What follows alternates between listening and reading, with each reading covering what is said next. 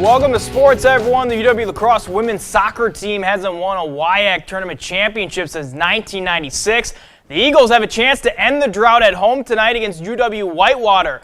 Automatic NCAA tournament berth is going to go to the winner. A penalty wipes off a UWL goal. Whitewater playing aggressive. Karina Rosales gets the turnover and fires the shot into the goal. Warhawks take the 1-0 lead, but Eagles, they're going to answer in the 38th minute. Nice pass to Haley Hargroder, and she will beat the goalie.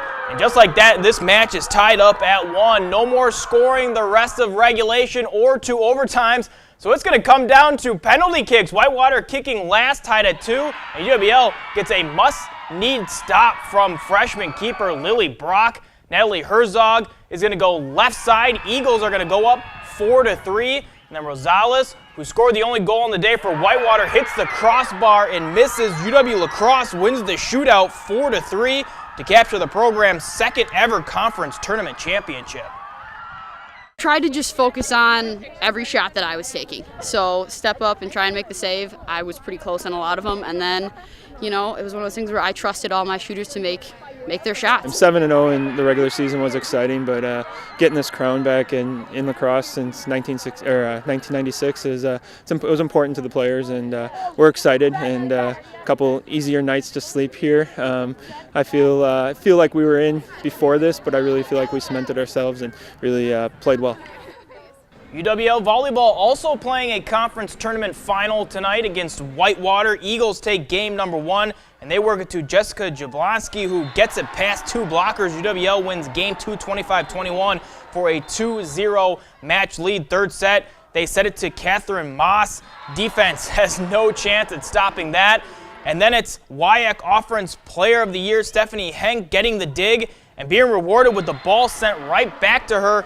And now on this one, watch number 7, Madison Entiger, on the back row. Great dig, and it's actually going to land on the other side for another Eagles point. Eagles don't leave anything for chance. They win 3-0, capturing the tournament and the automatic bid to the NCAA tournament. We didn't have, in terms of a strength of schedule and a regional matchups and things like that, I don't think we played enough matches this year to give us a guarantee to get into the NCAA tournament. And so we weren't really sure what would happen. And so we kind of just stuck to our guns and said, here's the deal. We're going to go 1-7 and find a way to beat everybody in our conference. This is the absolute most incredible feeling I've ever had in my life. And to be with this program and have a great team like we do, I'm just at a loss for words. 32 teams make the NCAA Division III football playoffs at 6-2, and coming off a huge win over then number 9 Platteville, the UW lacrosse football team is in the hunt for a at-large bid if they can win their last 2 games. Step 1 for UWL, defend home field against UW Stout. Eagles defense immediately setting the tone for today's game. Steve Law comes up with the sack. Almost a safety. Quarterback is going to be ruled down at the 1-yard line. Stout forced to punt. UWL football. Drew David hits Cole Speaker for 9 yards, and UWL leads 7-0. Defensive struggle the rest of the first half until the final seconds. J. Dan Sturgeon to Kavion McDonald, and this game is tied at the break. Stout driving in the third quarter. Holman grad Ryan Weber breaks up the pass near the goal line. Blue Devils end up missing their field goal attempt. Still a 7-7 game in the fourth. David that's Luke Winnan with the interception. Takes it back 13 yards for the go-ahead score. And then some insurance. David's going to go up top to Nick Holcomb for a 51-yard score. Holcomb setting the single-season school record today for receiving yards and touchdowns. But this one, mostly about the Eagles' defense. UWL wins 21-7 to improve to 7-2.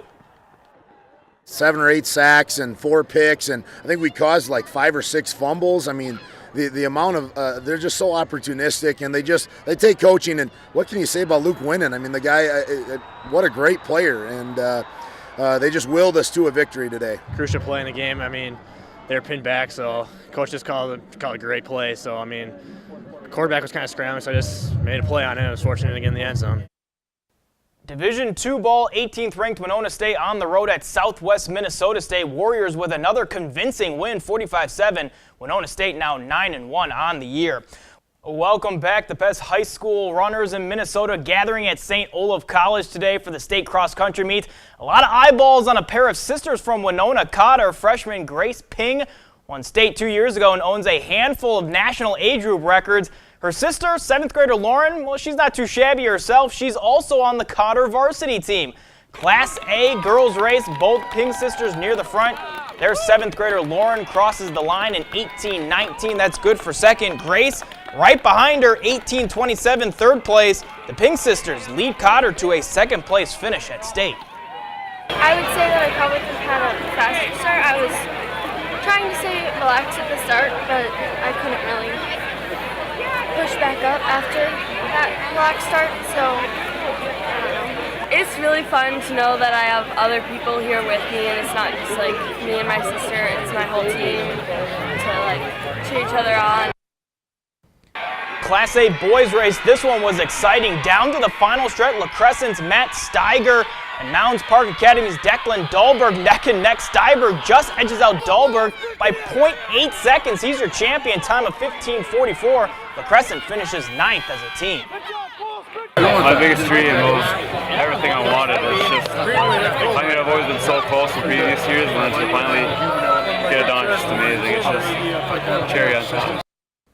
Class 2A state race, Winona sophomore Carter Briggs, the top local finisher, time of 16:20, 44th overall. The Windhawks take 15th place as a team. Minnesota Class A section volleyball final, Caledonia versus Bethlehem Academy. Winner is going to go to state. First set, Caledonia trailing by 1. Lydia Lang for the kill, ties it at 14. Cardinals take set 1. Second set, Lang again showing off her skills. He sends the unreturnable spike over the net. Warriors win set 2 to tie things up. Warriors trailing by 1 in the third set. Isabel Allen gets the kill. The Bethlehem Academy takes a 25-19. Caledonia would trail by 6 in the fourth set, battling back. The tie right there is Cardinal sophomore Lainey Donahue's blocked. Warriors Ashley Schrader with the great play at 21-all. But in the end, it would be Cardinals moving on to state as they get the kill. Winning in 4 sets, Caledonia's season comes to an end. They worked hard, they worked hard from the end of last year to this moment, so we're proud of how much work they put in. And like I said, again, we just give credit to BA, they played a great match and they handled the ball really well. But yeah, we grew in a lot of areas this year. We're proud of the girls.